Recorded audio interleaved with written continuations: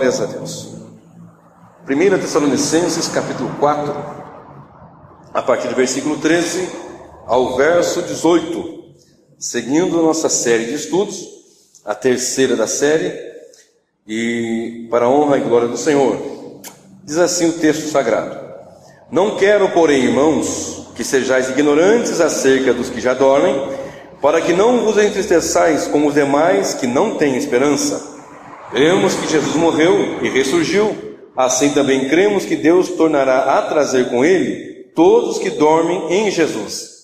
Dizemos isto pela palavra do Senhor, que nós, os que ficarmos vivos para a vinda do Senhor, não precederemos os que dormem, pois o mesmo Senhor descerá do céu com grande brado, com a voz de arcanjo, com a trombeta de Deus, e os que morreram em Cristo ressuscitarão primeiro. Depois nós, os que ficarmos vivos, seremos arrebatados juntamente com Ele nas nuvens, para o encontro do Senhor nos ares, e assim estaremos para sempre com o Senhor. Portanto, consolai-vos uns aos outros com estas palavras.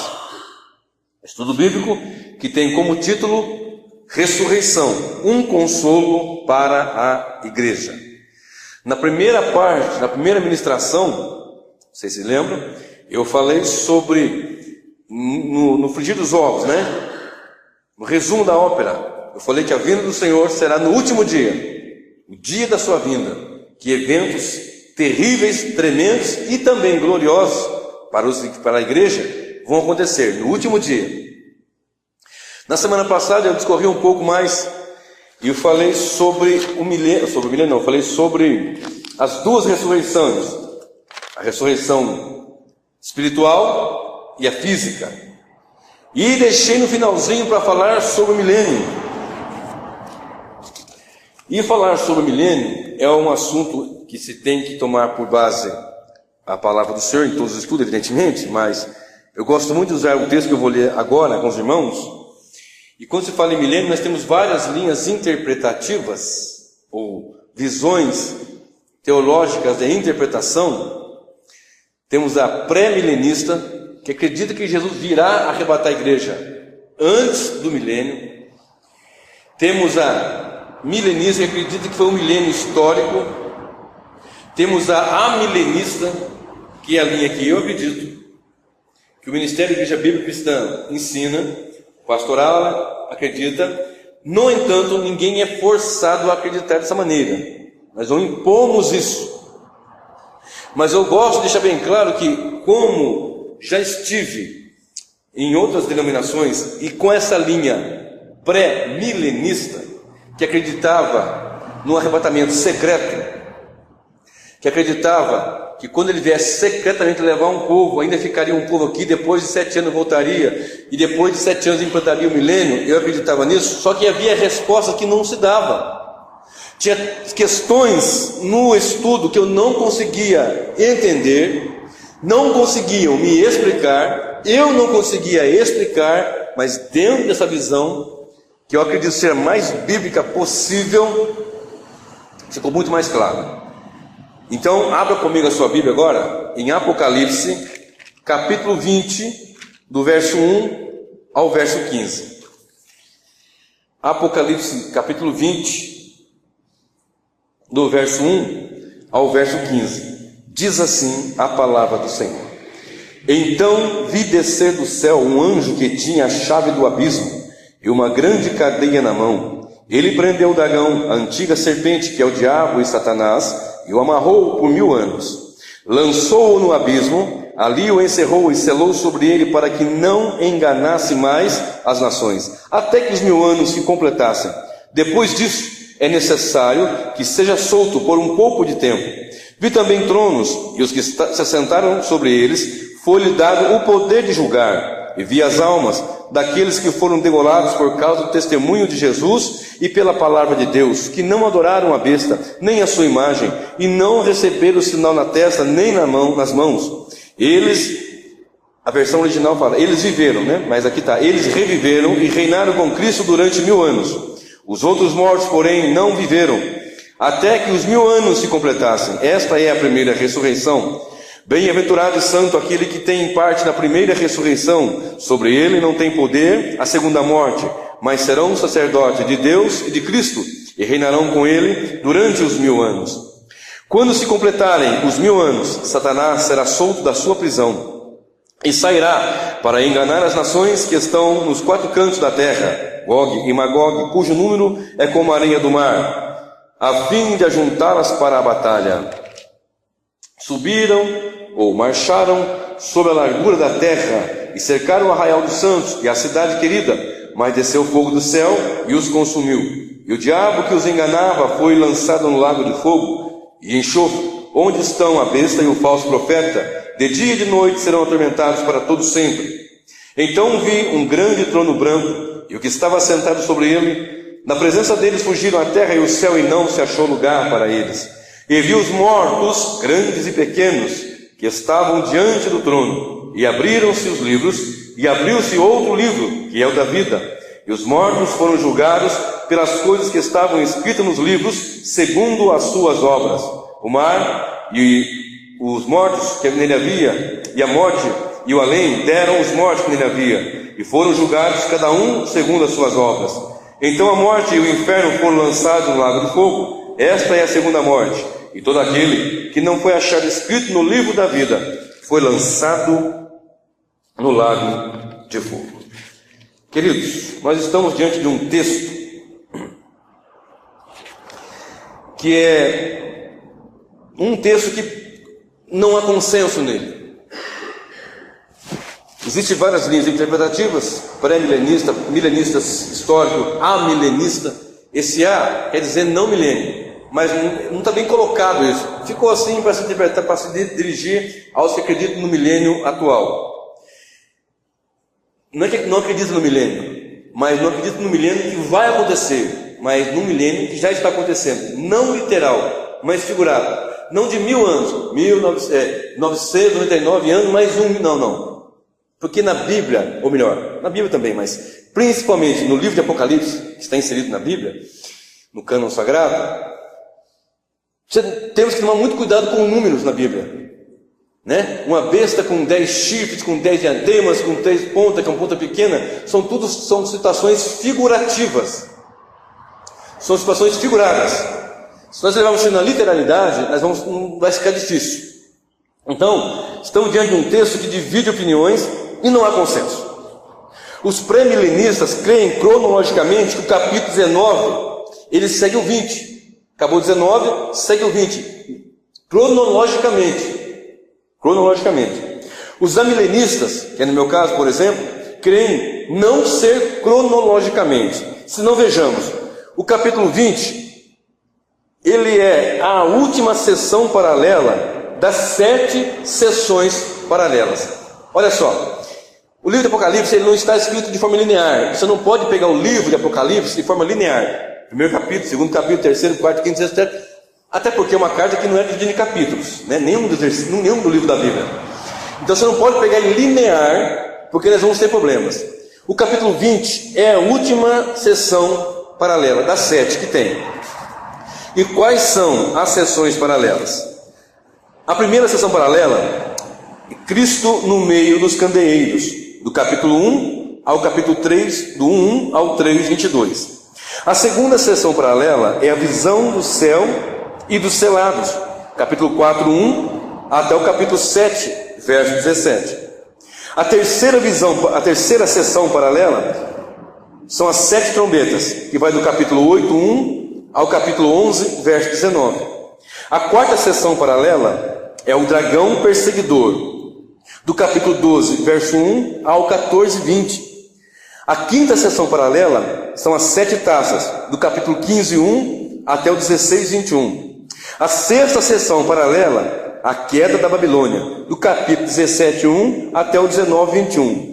E a grande consumação, que é a sétima das sessões paralelas, a sétima sessão das sessões paralelas, que vai do capítulo 20, verso 1 ao 22, 21. Pois bem, nós estamos aqui diante da última parte, da última sessão, faz parte da última sessão paralela. E o capítulo 19 nos leva, para você observar, o capítulo 19, o verso 20, 21 diz assim: A besta foi presa, aí com ela o falso profeta, e diante dela fizeram os sinais com que enganou, e receberam o sinal da besta, e o que adoraram, e a imagem. Estes dois foram lançados vivos no lago de fogo que arde com enxofre. Os demais mortos pela espada que saía da boca do cavaleiro, e todas as aves fartaram das suas carnes. Encerrou.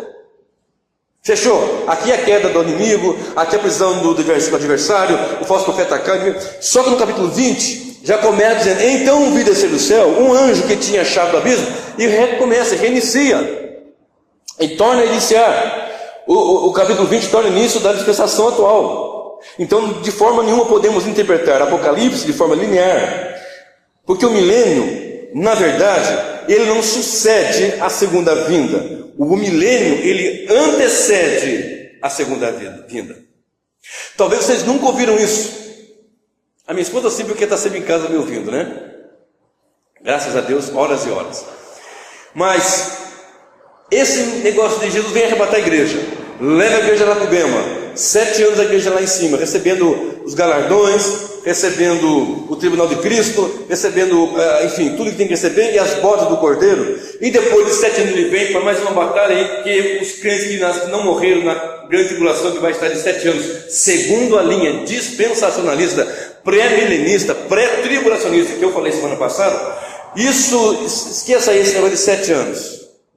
Quer um conselho? Esqueça esse negócio de 7 anos, porque os 7 anos, em outra mensagem, não nessa série de estudos, mas uma outra mensagem, eu vou falar sobre esses 7 anos, relacionada à primeira vinda do Senhor.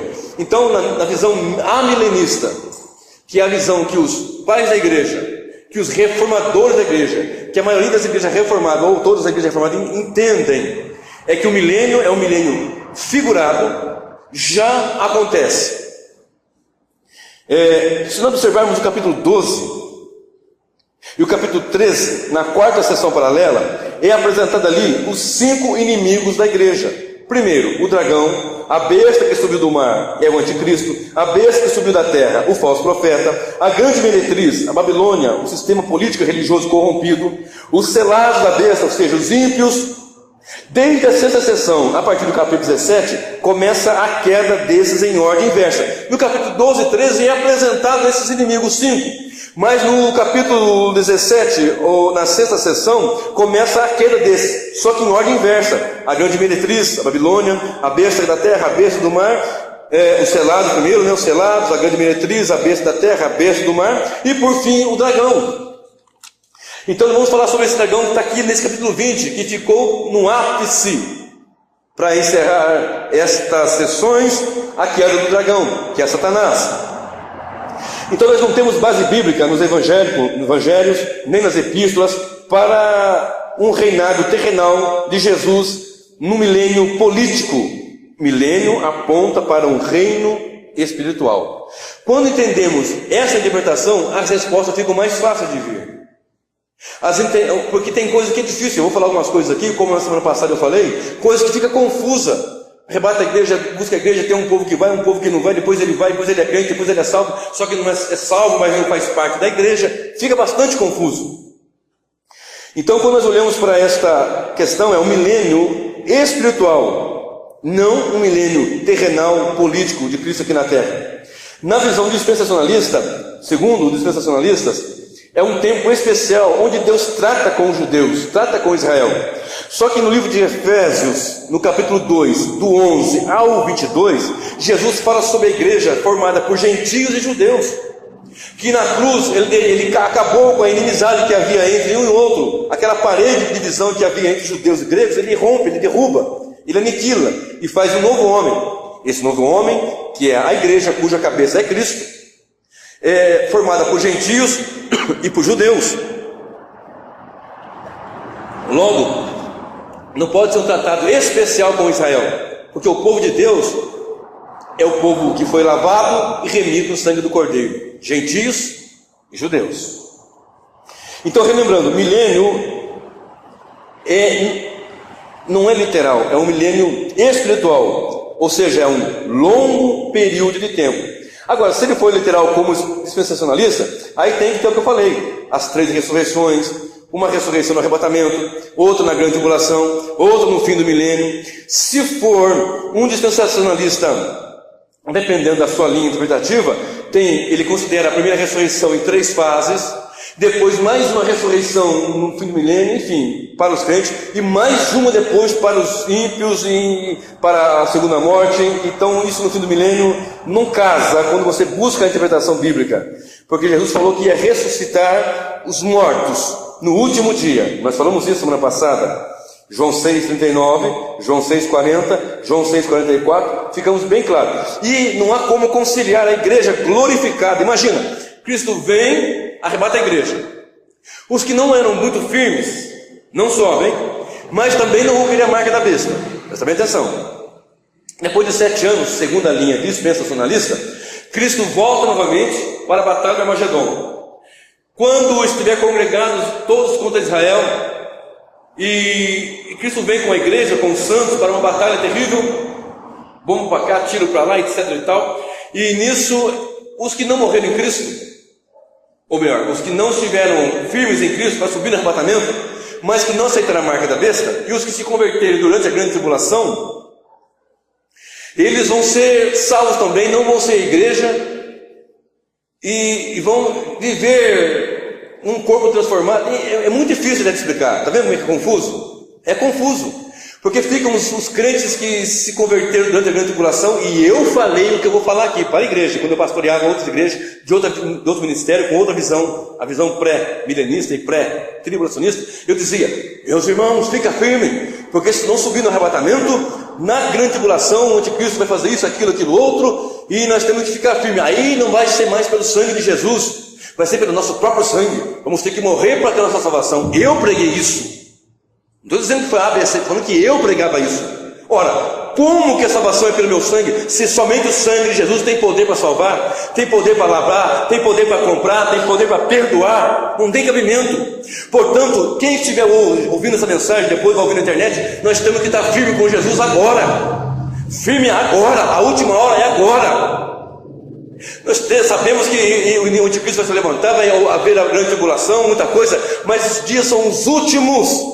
Nós temos que estar firme com o Senhor agora. Não tem esse negócio de brincar de irmão, brincar de crente, brincar de igreja, fazer de conta que é crente, é santo em casa, ou é santo aqui em 4 paredes, lá em casa é uma tormenta, no trabalho é uma tormenta. Não pode ver uma mulher passando pela rua que ele é pior do que o incrédulo, pior do que o ímpio. Não pode ver uma facilidade para ganhar um dinheiro ali na trambicagem que ele faz. Se tiver um jeitinho de fazer aquele jeitinho brasileiro, sabe? Lembra daquela lei do Gerson que existia? Era um comercial que tinha, levar vantagem em tudo. O crente não pode ser assim. Eu vou pegar isso aqui, mas meu patrão tem muito. Não é seu. E a igreja tem que ser santa. Então nós temos que estar preparados. Tem a segunda chance, não, meu irmão. Segunda chance é enquanto você está vivo, porque enquanto você respira, e quando nós estamos vivos, há a segunda chance, será uma chance para nós. Não tem negócio de dizer, Jesus arrebata a igreja, depois tem uma chance. Não tem não, meu irmão, esquece isso. Não vai nessa conversa não. Não vai nessa conversa não, que o negócio é feio. É o lago de fogo do inferno. Então não tem como considerar a igreja glorificada com Cristo em glória e os ímpios vindo junto, porque no milênio, segundo a visão dispensacionalista, vão ter os ímpios também aqui. Pessoas que não morreram, pessoas que não aceitaram a marca da besta, mas que nasceram ali e tal, e não são crentes, não querem Jesus. É muito difícil entender isso. Então fica Cristo entronizado em Jerusalém, segundo a visão, e os crentes, imagina crente que tem um corpo de glória, que entra através da parede, porque o corpo que Cristo tem hoje nós vamos ter. Eles conseguem flutuar porque ele subiu nas nuvens e foi ao céu. Ele estava lá no caminho de Emaús com os irmãos, de repente já não estava mais, vai aparecer lá com os irmãos de Jerusalém. Esse corpo que nós vamos ter, que anda, que voa, eu acredito, muito mais rápido que a velocidade da luz. A velocidade da luz são 300 quilômetros por segundo, ou 1000 quilômetros por segundo, uma coisa assim, me fugiu agora. É muita velocidade. O nosso corpo de glória será tremendo. E imagina vivendo os glorificados, a igreja na terra, com ímpios que depois vão se levantar no fim do milênio, segundo a visão dispensacionalista, para mais uma batalha contra o Senhor. Isso eu nunca consegui entender. Falei, Deus, que coisa louca. Aí alguém disse, não, é porque é para mostrar como o homem é ímpio. Peraí, Cristo arrebatou a igreja, salvou os perdidos, está lá, desce com a igreja, vai nascer pessoas que não vão se converter, que vão nascer salvas, se por acaso eles não quiserem mesmo o Senhor, aí vão perecer, segundo a visão dispensacionalista. Aí no fim do milênio, se ajunta ainda mais uma batalha, que é chamado de Gog e Magog, para enfrentar ainda o Senhor. Aí o Senhor, com o seu sopro da sua boca, destrói. Isso é louco, isso é insano até. É uma doideira que não tem tamanho.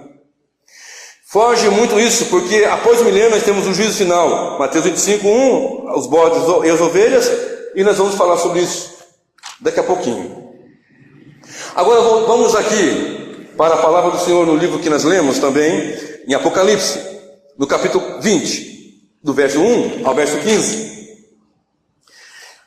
Começa dizendo: então vi descer do céu um anjo que tinha a chave do abismo e uma grande cadeia na mão. Ele prendeu o dragão, a antiga serpente, que é o diabo e Satanás, e o amarrou por 1000 anos.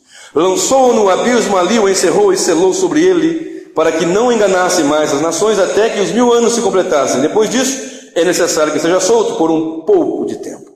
Queridos, no capítulo 9 de Apocalipse, e aqui apresenta um poço. E se você pegar um pouquinho do capítulo 9 e um pouquinho daqui, você vai entender que esse poço tem uma tampa, que pode ser aberta, pode ser fechada e pode ser lacrada. Isso é uma visão literal ou figurada? Imagina um ser espiritual amarrado com cadeias. Também é uma visão figurada.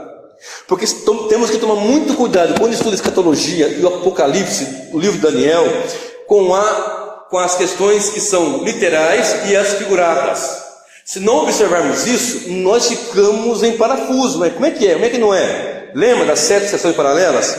O que são de fato as 7 sessões? É a mesma história contada 7 vezes, cada vez acrescentando algum evento. Alguns dizem vista de outro ângulo. Eu prefiro falar que é acrescentado algum evento. Então que seja algum evento de outro ângulo, mas é a mesma história, 7 vezes contada. O começo e o fim da história, 7 vezes, cada vez acrescentando algum detalhe.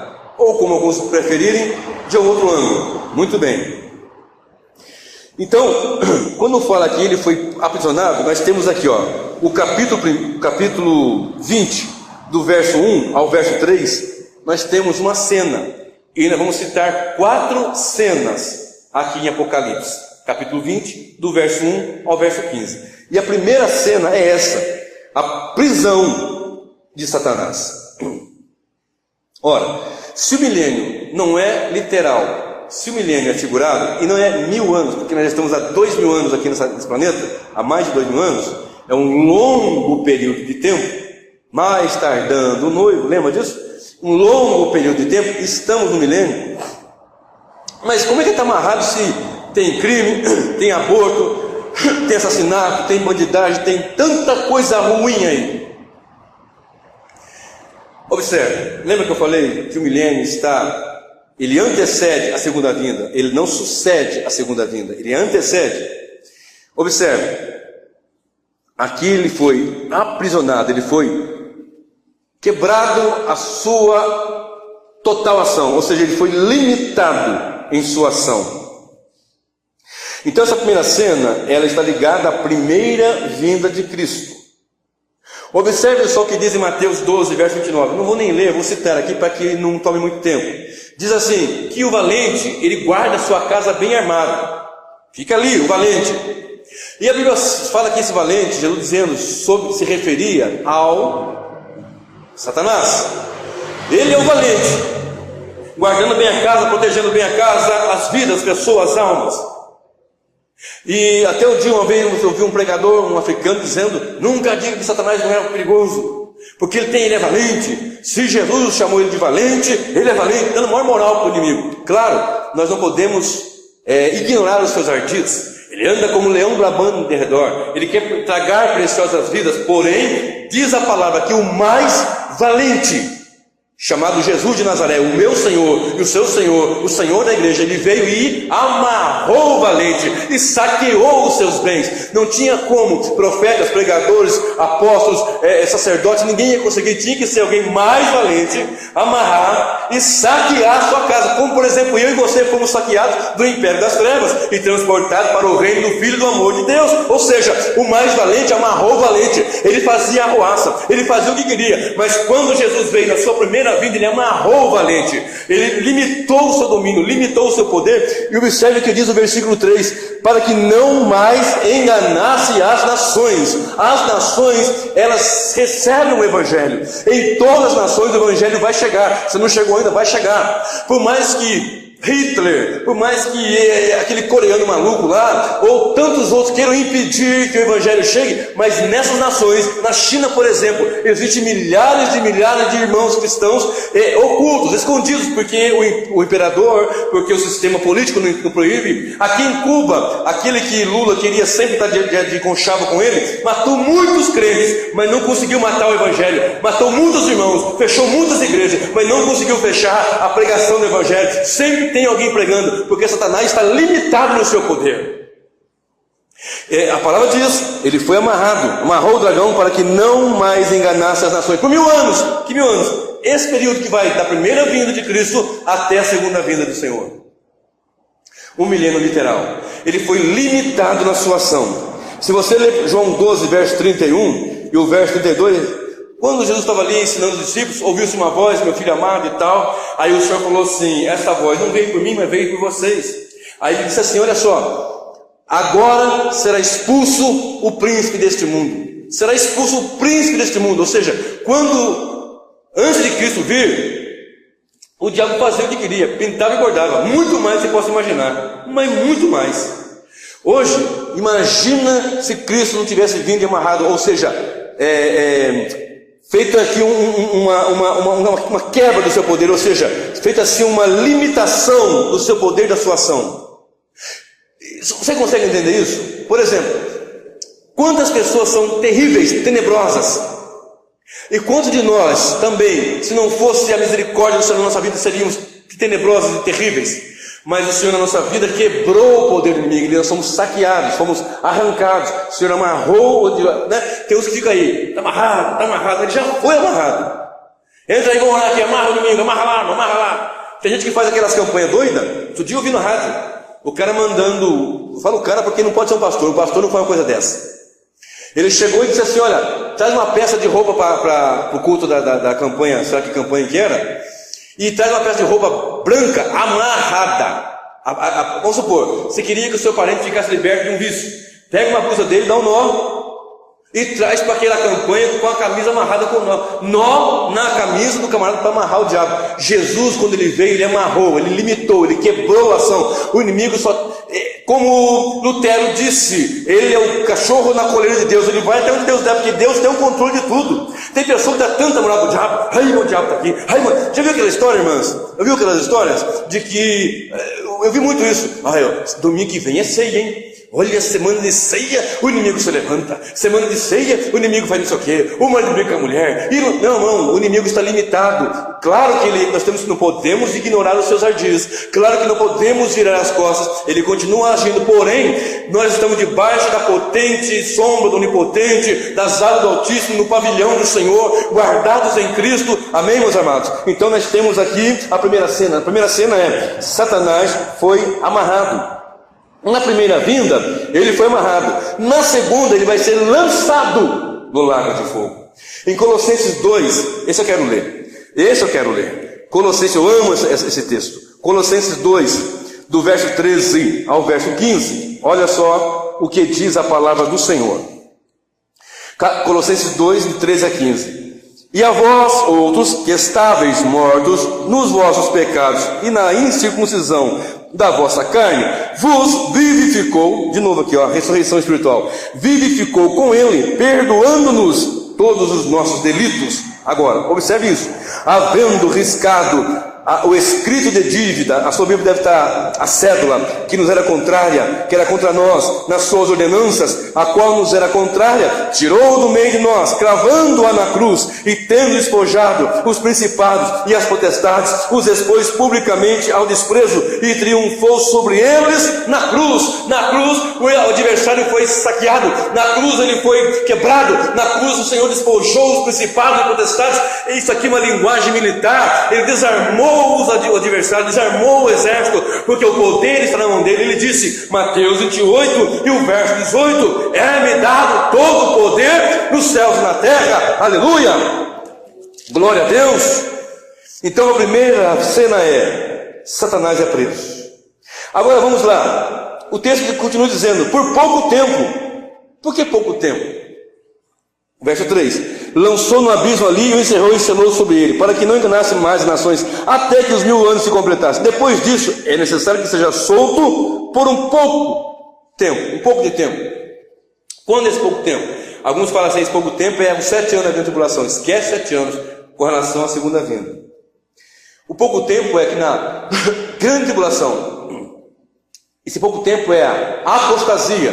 Esse pouco tempo é o que Jesus disse assim: olha, se aqueles dias da grande tribulação, aqueles dias não fossem abreviados, até os eleitos não iam aguentar. Porque quando chegar os 1000 anos encerrarem, literais, esses 1000 anos figurados se encerrar, e que Jesus ele vai ter esse poder de ser solto novamente por um pouco de tempo, e esse pouco de tempo no qual ele vai agir com mais força, vai agir com mais autoridade, com mais poder, porque Deus lhe dará, porque Deus está no controle de tudo. Esse tempo da grande tribulação, onde a igreja vai sofrer muito, a igreja vai estar aqui, vai pregar com poder, vai ter graça de Deus. E se esse tempo não fosse abreviado, até os eleitos não iam aguentar, até os escolhidos não iam aguentar. Amém? Segunda cena, vamos lá. Apocalipse 4-6. Vi também tronos, e aos que se assentaram sobre eles, foi-lhes dado o poder de julgar. E vi as almas daqueles que foram degolados por causa do testemunho de Jesus e pela palavra de Deus, que não adoraram a besta, nem a sua imagem, e não receberam o sinal na sua testa, nem nas mãos. Eles reviveram e reinaram com Cristo durante os 1000 anos. E os outros mortos, porém, reviveram, ou aqui no certo é viveram, até que os 1000 anos se completassem. Esta é a primeira ressurreição. Bem-aventurado e santo aquele que tem parte na primeira ressurreição. Sobre eles não tem poder a segunda morte, mas serão um sacerdote de Deus e de Cristo, e reinarão com ele durante os 1000 anos. Segunda cena, do verso 4 ao verso 6.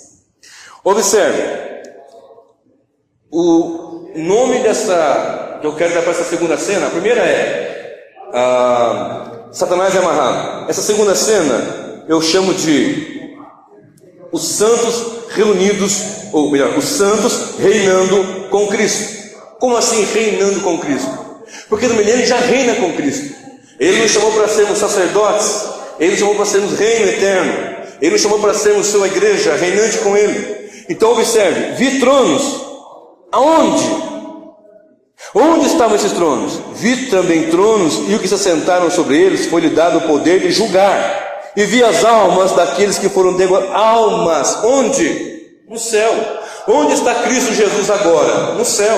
Onde a igreja está reinando com Cristo as almas? No céu. A igreja reina com ele aqui na terra, e a igreja que já foi arrebatada, que partiu, que está em glória lá, melhor dizendo, com almas lá, vivem reinando com ele. Literal. É este reinado que nós temos que entender, que acontece agora. Observe uma coisa interessante. Vi tronos. No Novo Testamento, a palavra trono aparece 67 vezes.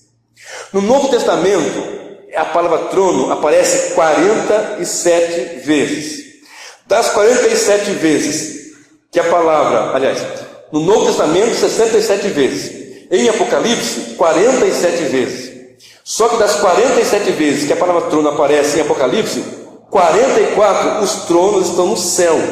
Vou repetir: 67 vezes a palavra trono aparece no Novo Testamento, 47 vezes aparece essa palavra tronos em Apocalipse, e das 47 vezes os tronos estão no céu. E dessas 47 vezes, só 3 os tronos estão na terra. Primeiro, Apocalipse 2:3, trono de Satanás. Segundo, Apocalipse 3:2, trono do dragão. Terceiro, Apocalipse 16:10, trono da besta. João viu almas, não corpos, no céu, reinando com Cristo. Cristo está onde? No céu. Então nós temos que entender que esse reinado é um reinado agora, no céu. A igreja reina agora, já está reinando. Porque o reino de Cristo veio, ele implantou o seu reino, ele falou: meu reino é um reino espiritual, meu reino é deste mundo. político secular, é um reino espiritual. Espiritualmente nós estamos reinando com Ele, porque nós estamos aqui implantando, ou melhor, implantando não, ele já implantou, mas dando sequência no seu reino. Quando pregamos, anunciamos o reino. Quando falamos a palavra, falamos do reino. Nós temos que entender bem essa mensagem do reino, a pregação do reino. O reino tem uma frase que os reformados gostam de usar e eu acho muito interessante: o já, mas não ainda. Já está agindo aqui, mas não ainda plenamente. Satanás já está quebrado, mas não ainda plenamente. Já, mas não ainda. Já está implantado o reino, mas não ainda plenamente quando ele vier na sua segunda vinda, porque muitos confundem o milênio, ou o reino milenar, com a novos céus e nova terra, onde habita a justiça. As pessoas confundem isso. Mas não é no milênio que o leão vai pastar junto com o boi, que a criança vai pegar na toca da cobra, dizendo que não vai ter perigos mais. Não é no milênio. É na novo céu e nova terra, onde habita a justiça. Em outra ocasião eu quero pregar sobre isso ainda. Então observemos. João viu almas, não viu corpo, ele viu alma no céu, reinando com Cristo. E diz a palavra que ele teria poder de julgar. Ora, Mateus 19, 28, ele falou assim: olha, vocês vão sentar sobre 12 tronos para julgar Israel. Em 1 Coríntios 6,2, ele falou: vocês vão julgar o mundo.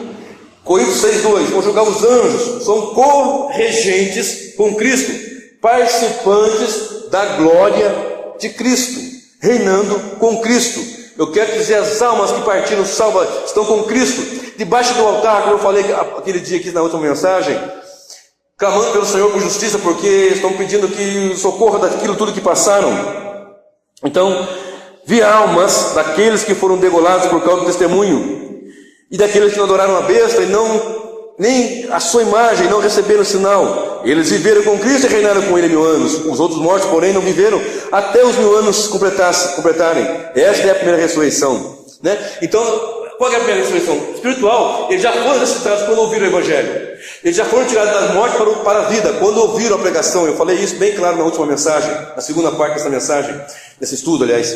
Então, já estamos reinando. A igreja, as almas reinando. Nós aqui com Cristo reinando. Então isso é um reino sacerdotal, Ele nos chamou para isso. Então isso é agora, é já, mas não ainda plenamente como vai ser no novo céu e nova terra. Observe agora o que eu vou dizer no livro de Lucas, capítulo 10. Aliás, quando nós olhamos tudo isso, quando nós olhamos todas essas passagens, quando olhamos isso tudo aqui, nós ficamos felizes de saber que já estamos reinando com o Senhor, mas não ainda plenamente. Mas vai acontecer isso com graça e poder para o louvor da sua glória, quando Ele no último dia, Ele vai buscar a sua igreja. Apocalipse 20, primeira cena, a prisão de Satanás. Segunda cena, reinado com Cristo. Terceira cena, a partir do versículo 7. A partir do versículo 7 até o versículo 10. Olha o que diz: quando se completarem os 1000 anos, não entenda 1000 anos, 1000. Entenda esse longo período de tempo. Quando se completarem os 1000 anos, Satanás será solto da sua prisão. Lembra que eu falei? Quando terminar esse período que ele tiver que ser solto, ele vai ser liberado do seu poder, digamos assim, para ficar mais claro para nós entendermos. Satanás será solto da sua prisão e sairá para enganar as nações. Observe o versículo 3. Lançou no abismo ali, o encerrou e selou, para que não enganasse as nações.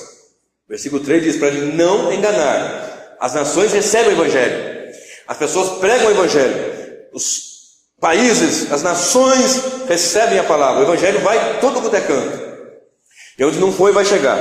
Depois ele é amarrado, ele é limitado no seu poder, para não impedir o avanço do Evangelho. E aqui no versículo 8 ele está escrito assim, e sairá para enganar as nações. Nesse período, quando cerrar, ele vai ser liberado do seu poder, que é um período tenebroso, onde a igreja vai sentir a fúria da ira do adversário.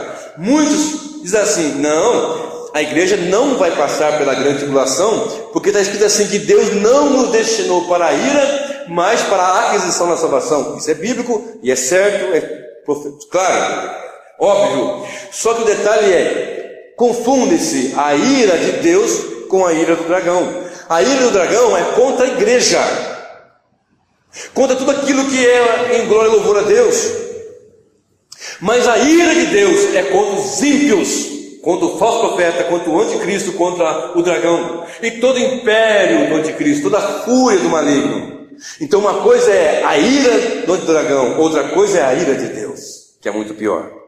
Quando se completarem os 1000 anos, Satanás será solto da sua prisão e sairá para enganar as nações que estão nos 4 cantos da terra, Gog e Magog, cujo número é como a areia do mar, a fim de ajuntá-los para a batalha. Serve isso? Marcharam sobre a largura da terra e cercaram o arraial dos santos e a cidade querida, mas Deus desceu fogo do céu e os consumiu. E o diabo que os enganava foi lançado no lago de fogo e enxofre, onde estão a besta e o falso profeta. De dia e de noite serão atormentados para todo o sempre. Terceira cena: a derrota total de Satanás. Lembra que eu falei agora há pouco? Na primeira vinda ele é amarrado, limitado na sua ação. Na segunda vinda ele é lançado no lago de fogo. E isso que eu falei agora há pouco, eu vou repetir para ficar mais claro ainda, que eu achava muito estranho quando eu ensinava na linha pré-tribulacionista. Ora, acaba o milênio, ou antes um pouquinho de acabar o milênio, ou no finzinho do milênio, Satanás consegue juntar ainda um grande exército para combater. Como? Se tem Cristo ali glorificado, tem a igreja glorificada, segundo a linha deles. Tem os que não morreram, mas que aceitaram Cristo, ficaram também ali salvos. Não consigo entender muito bem, nem eles conseguem explicar, mas é ali salvo também. Uma ressurreição no começo na grande tribulação, quando vem o arrebatamento, uma no meio, outra no fim.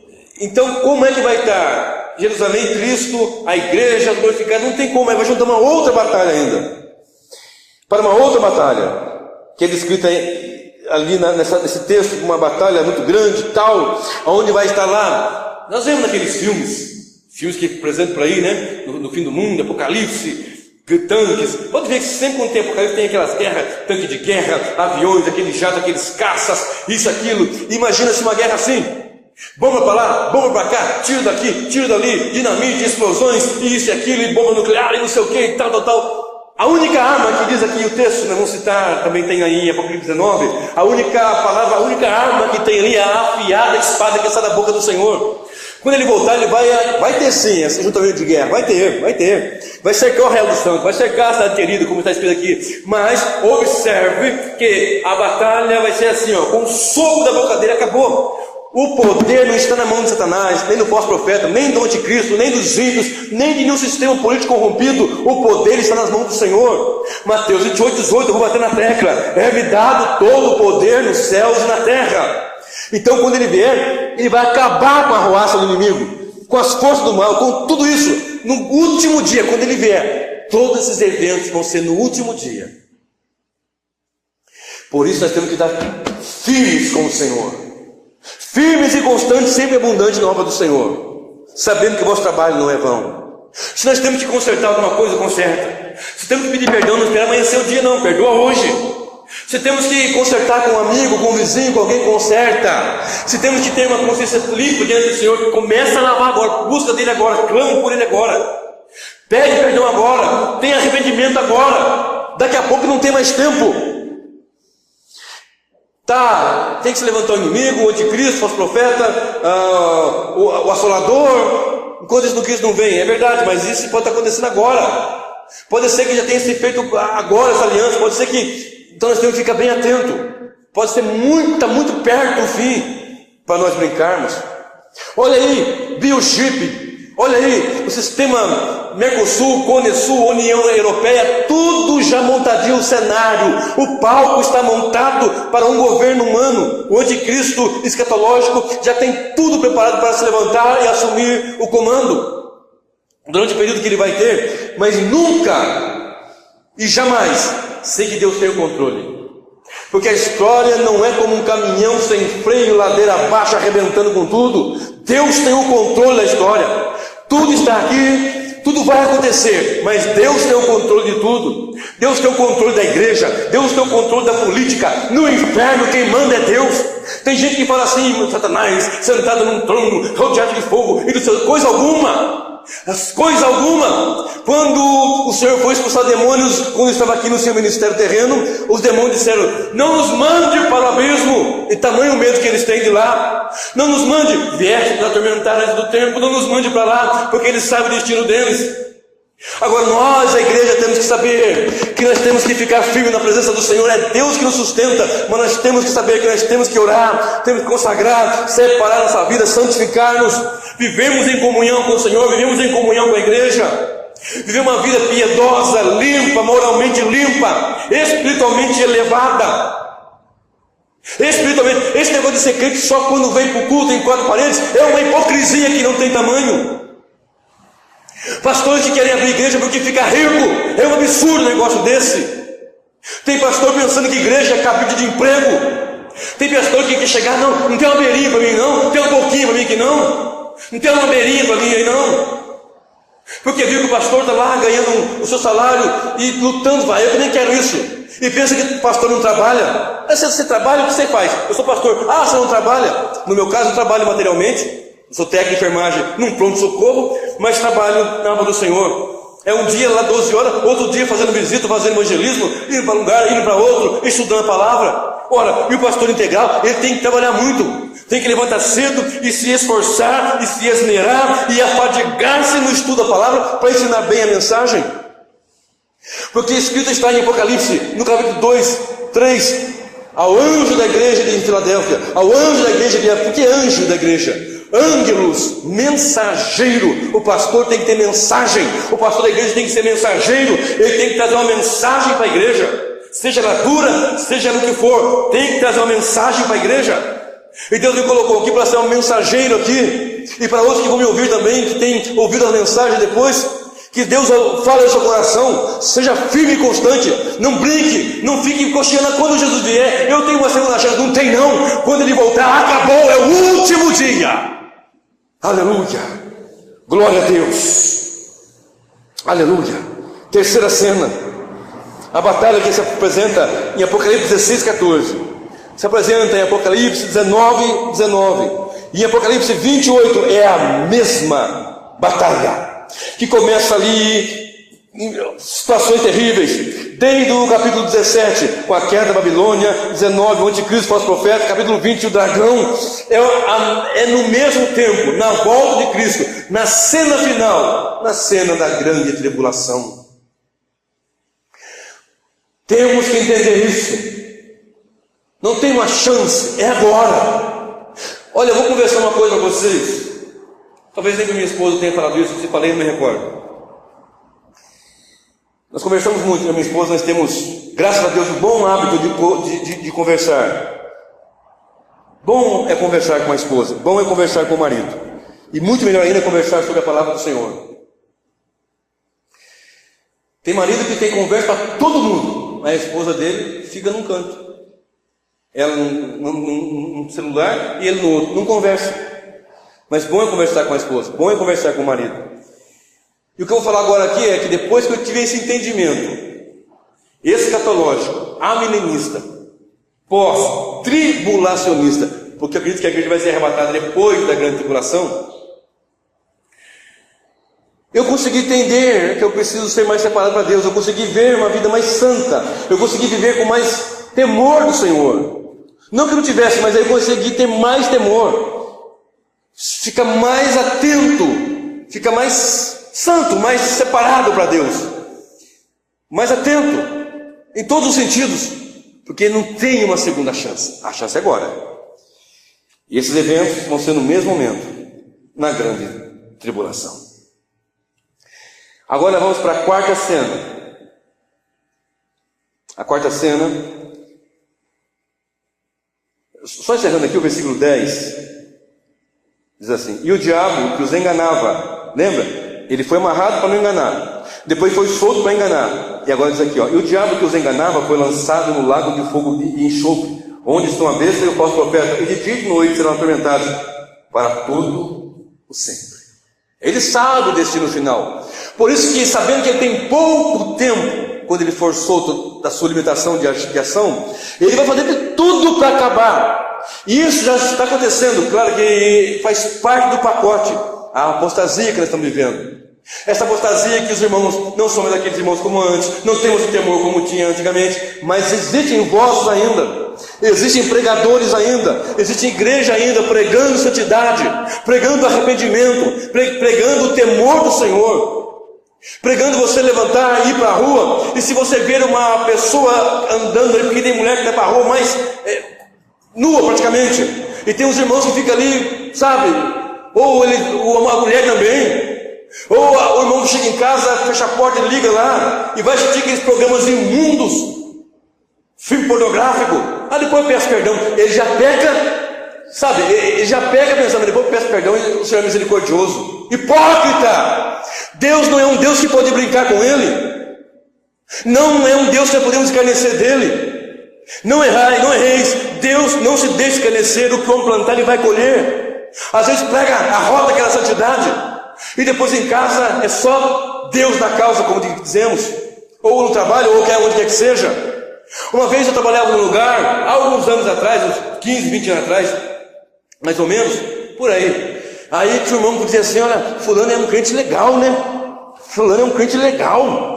Ele fala palavrão, ele entra na roda das piadas imundas, ele chega aqui, ninguém nem parece crente, é um crente legal. É esse crente legal que Satanás quer que nós sejamos, que não glorifica a Deus com nossas vidas, que não demos testemunho de vida santa, piedosa diante do Senhor. Esse é o crente legal. Mas o crente que nós temos que ser é aquele crente que é sal, é aquele crente que é a luz.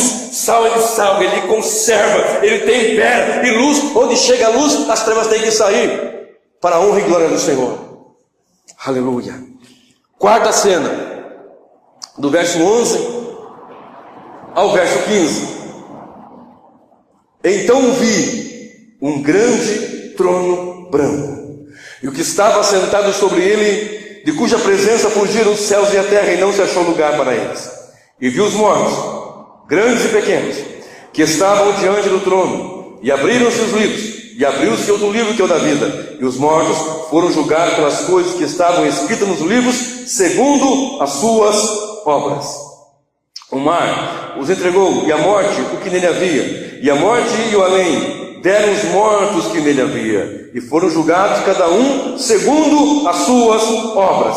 Então a morte e o inferno foram lançados no lago de fogo. Esta é a segunda morte. E todo aquele que não foi achado escrito no livro da vida foi lançado no lago de fogo. A cena está aqui. Observe. Jesus no trono. Ele vem com a igreja, e todo olho verá.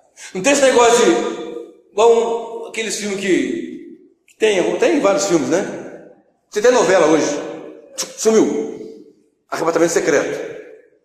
Eu vou pregar uma outra mensagem outro dia, não vou dizer quando, mas sobre isso. Como é que surgiu essa ideia do arrebatamento secreto e tal, etc. E sumiu o povo, né? Onde está aquele povo barulhento? Aonde está que não se vê nenhum irmão? Como é que é? Alguém com voz de lamento vai dizer neste momento: aquele povo foi-se embora para Sião. Essa é uma canção que eu cantei, que os irmãos cantaram.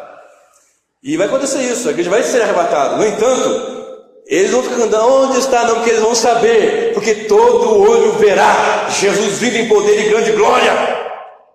E quando todo olho vê, quando Jesus vier com a igreja, porque ele vai arrebatar a igreja, os mortos em Cristo são ressuscitados primeiro, os vivos são transformados, sobem com o Senhor nas nuvens. O Senhor vem aqui, acaba com a arruaça do inimigo e implanta aqui já o fim, tudo, e vai para o grande trono branco. Vai ter tudo ali, vai ter tudo, vai ter galardão para quem tem que ter galardão, porque não tem sentido algum a igreja não comparecer nesse dia, porque foram abertos o livro da vida, e abriu-se ainda outro livro. Aliás, abriram-se, cadê o versículo aqui? Então viu um grande trono branco, que estava sentado sobre ele, cuja presença fugiu a terra e o céu, e não se achou lugar para eles. E viu os mortos, os grandes e pequenos, que estavam diante do trono, e abriram-se os livros. E abriu-se ainda outro livro, que é o da vida, que sentido faria abrir o livro da vida se os cristãos estão perdidos? Não, é um dia de juízo. Atos 17:31. Atos 17:31, eu vou ler, eu amo esse versículo. Eu vou ler esse versículo de novo. Atos 17 e o verso 31. Diz assim a Sagrada Escritura, a palavra de Deus, palavra que liberta, palavra que transforma, palavra que restaura, palavra que alicerça, palavra que ilumina, palavra que fortalece, palavra que concede graça. Está escrito assim, pois Deus determinou um dia em que com justiça há de julgar o mundo, por meio do homem que escolheu, e ele disso deu certeza a todos, ressuscitando dos mortos. O príncipe da ressurreição, o príncipe da vida é as primícias da ressurreição. Agora observe, trono branco, símbolo de santidade, de pureza, e grande no sentido de poder, no sentido de autoridade, no sentido da grandeza e magnificência que tem esse trono. Os impérios e os reinos têm os seus tronos com a sua magnificência, mas esse é o grande trono branco. E abriram-se os livros. Observe que no capítulo 6, na abertura do 6º selo, os homens vão ter pavor. Eu já falei aqui outra mensagem, vou repetir. Eles vão pedir para que os montes e os rochedos caiam sobre eles e os cubram, e os escondam da ira daquele que está no trono, da ira do Cordeiro. Os vão gritar: montanhas caiam sobre nós, montes caiam sobre nós, rochedos caiam sobre nós, e nos escondam da ira do Cordeiro, nos escondam da fúria daquele que está no trono. E imagina a avalanche, você desejar uma avalanche, imagina a rochedo cair sobre a sua cabeça, esmagar. Eles vão preferir isso do que se encontrar diante do Senhor. Portanto, quem não se encontra com Jesus hoje, quem não vive com Jesus agora e não serve Ele agora, naquele grande dia, mas é dia terrível, dia de dor, dia de pesar, o último dia, o dia da ira derramada terrivelmente, aonde aqueles que não querem Jesus, que zombam da pregação, que zombam do Evangelho, ali eles vão estar diante do Rei da Glória, e vai haver uma ressurreição geral. Daniel 12, verso 1 e verso 2 diz, nós já lemos aqui na semana passada, que muitos do que dormem no pó da terra ressuscitarão, uns para desprezo eterno e outros para a vida eterna, uns para vergonha e desprezo eterno e outros para alegria e regozijo eterno. Mateus 25, verso 1 a seguir, fala do Senhor separando os bodes e as ovelhas. Os dispensacionalistas ensinam que isso é o julgamento das nações. O julgamento das nações com relação a como eles trataram Israel. Estados Unidos, o Brasil. Mas a Bíblia não fala de um julgamento assim, ele fala de julgamento, é um julgamento, um juízo universal, porém individual. Cada um segundo a sua obra. E vai separar à direita as ovelhas, à esquerda os bodes. Agora, observe Colossenses 3. Já estamos encerrando essa parte. Observe Colossenses capítulo 3. Gálatas, Efésios, Filipenses, Colossenses 3. Verso 1 ao verso 4. Portanto, se já ressuscitaste com Cristo, buscai as coisas que são de cima, onde Cristo está sentado à destra de Deus.